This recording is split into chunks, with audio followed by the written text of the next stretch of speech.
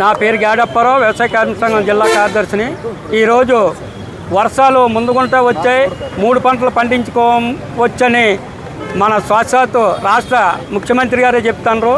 దానికి ఎవరు వ్యతిరేకం కాదు. కానీ ఎరువులు, మందులు, రైతాంగానికి ఇచ్చే మందులు అందుబాటులో లేకుండా 3 పంటలు ఎలా పండిస్తారని ఈరోజు ముఖ్యమంత్రి గారిని అలాగే రాష్ట్ర ప్రభుత్వాన్ని డిమాండ్ చేస్తున్నాం. ఈరోజు ఏ రైతు భరోసా కేంద్రం దగ్గరికి వెళ్ళా సరే ఇంకా ఇండెంటే పెట్టలేదు.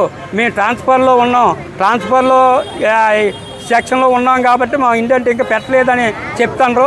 ఇండెంట్ పెట్టిన దగ్గరే ఉంటే రైతులకి ఎరువులు, ముఖ్యంగా యూరియా ఇప్పుడు లేని సందర్భం. ఇప్పుడు యూరియా ఉంటేనే తప్ప ఆ పంటకి దిగుబడి రాదు. ఆ దిగుబడి రావాలంటే యూరియా ఉండాలా. ఆ యూరియా ఈరోజు రాష్ట్ర వ్యాప్తంగా కొరత ఏర్పడింది. ఎక్కడికక్కడ రైతు భరోసాలో కూడా యూరియా కానీ ఎరువుల మందులు కానీ అందుబాటులో రైతులకు లేవు. ఇప్పటికైనా ప్రభుత్వం, మన ముఖ్యమంత్రి గారు గమనించి యూరియా అలాగే ఎరువుల మందులు కూడా రైతులకు అందుబాటులో ఉంచాలని ఈ సందర్భంగా డిమాండ్ చేస్తాను. జిల్లాలో ఖరీఫ్ పంటలు వరి, మొక్కజొన్న, చెరుకు, అలాగే పత్తి, అలాగే హార్టికల్చర్ పంటలు అన్నీ వేసుకున్నారు.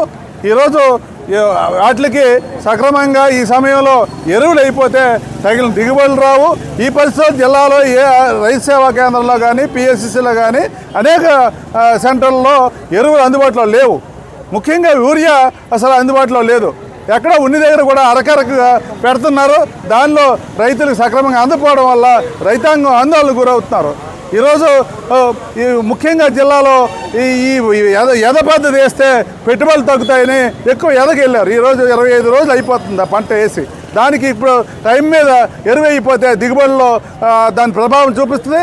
అందుకోసం వెంటనే జిల్లా యంత్రాంగం అన్ని ఆర్ఎస్కేలోని పిఎస్సిసిలోని తగినంత ఎరువుల నిల్వలు ఉంచాలా. ఈ ఎరువులు ఇబ్బందులు దృష్టిలో పెట్టుకొని ప్రైవేట్ వ్యాపారులు కూడా యూరియాని 400 నుంచి 450 వరకు అమ్మి రైతాంగాన్ని దోపిడీ చేస్తారు.